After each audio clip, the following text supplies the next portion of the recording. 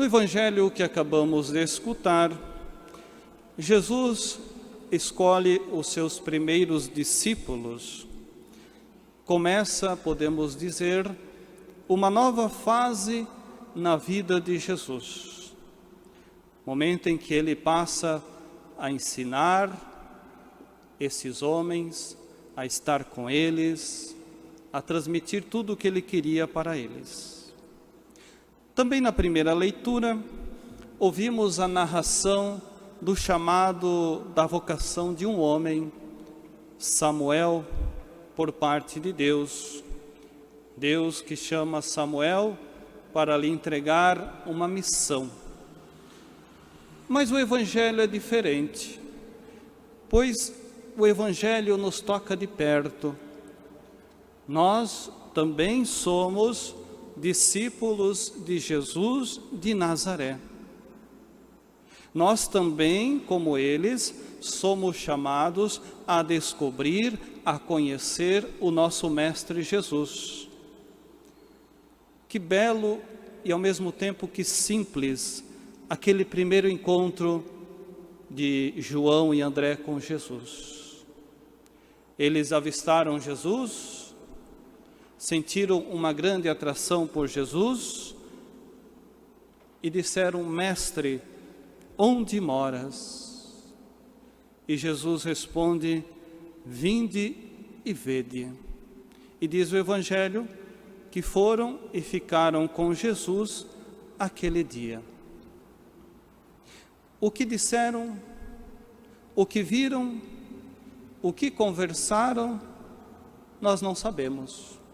O Evangelho não nos fala sobre esses detalhes, mas o que nós sim sabemos é que a partir daquele dia, aqueles homens decidiram ficar com Jesus por toda a vida. E não ficaram com o chamado só para si, mas convidaram outros a também fazer a experiência de Jesus, a também conhecer Jesus. André conta a descoberta a Simão, seu irmão. Felipe conta a Natanael. João convida seu irmão Tiago. E assim por diante. É aquela sensação de você ter descoberto algo maravilhoso. Algo tão grandioso que não consegue guardar só para si. Sente a vontade, o impulso, o desejo de espalhar a notícia. De fazer com que outras pessoas também experimentem o mesmo que você experimenta de Jesus. E esses homens seguiram Jesus por toda a vida. Beberam seu cálice, carregaram a sua cruz, se tornaram amigos de Jesus, abandonaram tudo, trabalho, família, ideais de vida, projetos, para se tornarem discípulos de Jesus. Esse título, discípulos de Jesus, se torna como que uma nova identidade pessoal. É como se fosse uma nova filiação, uma nova profissão. A partir de agora muda tudo. Tudo se transforma na vida desses homens. Uma identidade que se torna cada vez mais perigosa e comprometedora, até ao ponto de se tornar prova de acusação. Tu és um de seus discípulos, tu estavas com Jesus de Nazaré. Acusam Pedro na noite da paixão por ser um discípulo de Jesus. Ou aquele outro discípulo de Jesus, Natanael, que vai ter com Jesus à noite na escuridão, por medo de se comprometer, por medo de ser visto como sendo um discípulo de Jesus. De outro lado, nós temos tantos homens e mulheres ao longo de toda a história da igreja que testemunharam seu discipulado com seu sangue. Nossos irmãos os mártires que com coragem destemidos nunca negaram Jesus.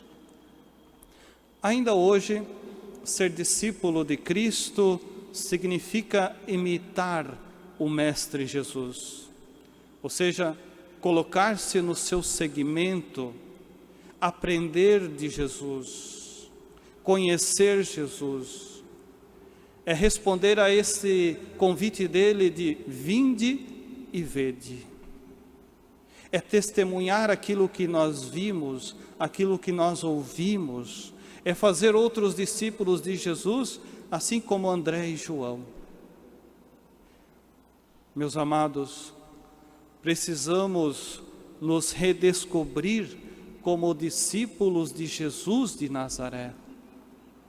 Quando ouvimos dizer no Evangelho essa expressão tão recorrente, Jesus disse aos seus discípulos,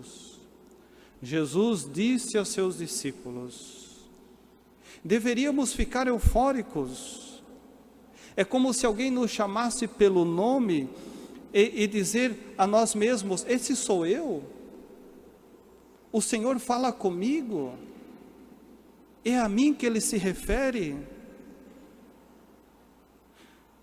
Um discípulo de Jesus deve se reconhecer à primeira vista, como Pedro foi reconhecido. Não és, porventura, também tu, um dos seus discípulos? Revela teu modo de falar.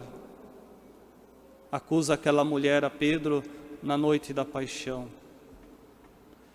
Melhor seria se ela tivesse dito, prova o teu modo de viver. Santo Inácio, mártir, dizia assim, é melhor ser cristão sem dizê-lo, que dizê-lo sem sê-lo. No nosso mundo atual, existem tantos e tantos cristãos que se dizem ser cristãos, mas não o são de fato. Amados, hoje como no tempo de Jesus, quando estava aqui na terra, continua sendo comprometedor fazer-se reconhecer por discípulo de Jesus.